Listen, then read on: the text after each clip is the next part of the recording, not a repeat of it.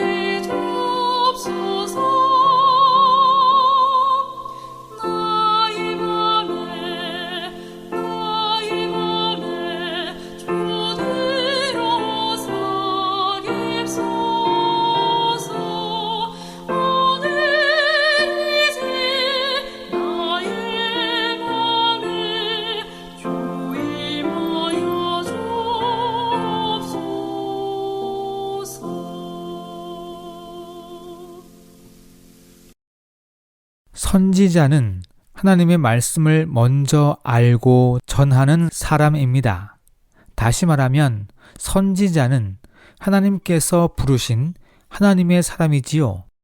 우리는 그런 선지자의 말을 하나님의 말과 같이 들어야 합니다. 하나님이 선지자들을 통하여 말씀하신 것들은 우리가 순종해야 합니다. 왜냐하면 그 말은 선지자 개인의 말이 아니라 하나님의 말씀이기 때문입니다. 물론 타락한 선지자 말을 들을 필요는 없습니다. 그것을 구별하기 위해 그들의 삶의 열매와 품성 그리고 말씀에 기초하여 옳은 선지자인지를 판단해야 합니다.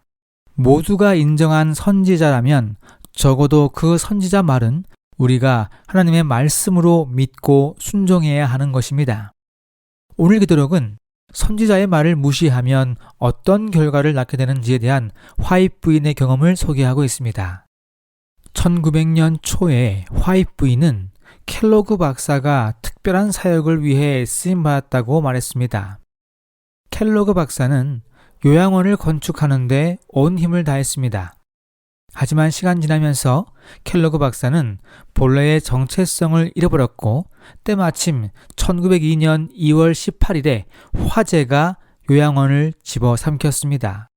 그리고 화이트 부인은 이 화재를 켈로그 박사에 대한 하나님의 심판이라고 이야기했습니다.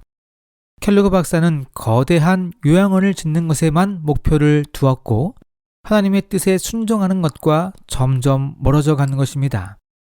화재가 났음에도 불구하고 켈로그 박사는 다시 건물을 짓기로 결심하고 배틀크릭에 다시 건물을 올립니다. 화이트 부인은 이 일을 멈추라고 이야기하지만 그는 듣지 않았습니다. 켈로그 박사는 자신이 집필한 책을 팔아 수입을 올릴 수 있다고 장담했습니다. 하지만 결국 재정 위기까지 닥쳐 계획은 생각대로 진행되지 않았습니다. 자신의 책인 살아있는 성전의 출판은 시작부터 말이 많았고 켈로그 박사는 교회의 생각과 지도력에서 점점 멀어져 갔습니다.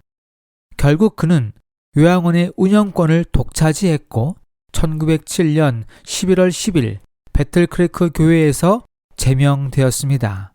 오늘 본문의 말씀입니다. 사람들은 하나님의 말씀에 충분히 귀를 기울이지 않는 경향이 있다. 이런 문제는 홍수 이전 사람들, 예수님 당시의 사람들, 20세기로 접어드는 배틀크리크 요양원의 사람들에게도 나타났다. 선지자는 하나님의 말씀을 대언하는 자들입니다. 그들도 역시 우리와 같은 사람이지만 하나님은 사람을 통해 일하시기 때문에 그들의 말을 무시하면 안 됩니다. 화이트 부인은 재림교회의 선지자입니다. 그 말을 무시한 켈로그 박사는 결국 좋지 않은 결말을 맺게 된 것입니다. 본문의 말씀입니다. 노아의 예언에 귀를 기울였다면 홍수 이전의 사람들은 목숨을 구했을 것이다. 마찬가지로 엘렌 화이트의 권면을 따랐다면 배틀크리크 요양원의 갖가지 말썽도 피할 수 있었을 것이다. 사랑하는 믿음의 가족 여러분, 예언의 말씀이 그다지 합리적이거나 효율적이지 않아 보일 때도 있습니다. 내 생각이 더 맞을 것 같을 때가 있습니다. 내 경험이 더 소중하다고 생각하거나 정확하다고 생각할 수 있습니다. 하지만 하나님의 일은 내 생각, 나의 경험이 중요하지 않습니다. 하나님의 뜻인지 아닌지가 중요합니다. 비효율적이고 손해가 되는 일일지라도 결국 그것이 최선이고 가장 신뢰할 수 있는 방법임을 잊지 마시기 바랍니다. 하나님은 실수하지 않으십니다. 나의 생각을 뛰어넘는 분이십니다. 그분을 믿고 의지하며 선지자의 말에도 귀를 기울이는 우리 모든 성도님들 되기를 간절히 바랍니다. 기도하겠습니다. 하늘에 계신 우리 아버지, 오늘도 주님의 은혜와 사랑으로 우리 모두에게 허락하여 주시니 감사합니다. 선지자의 말을 듣지 않아 많은 사람들이 어려움에 처한 이야기가 성경 곳곳에 기록되어 있습니다. 하나님의 선지자를 무시하지 않고 존경하며 그들의 말에 귀를 기울이는 믿음의 사람이 되게 하여 주시옵소서.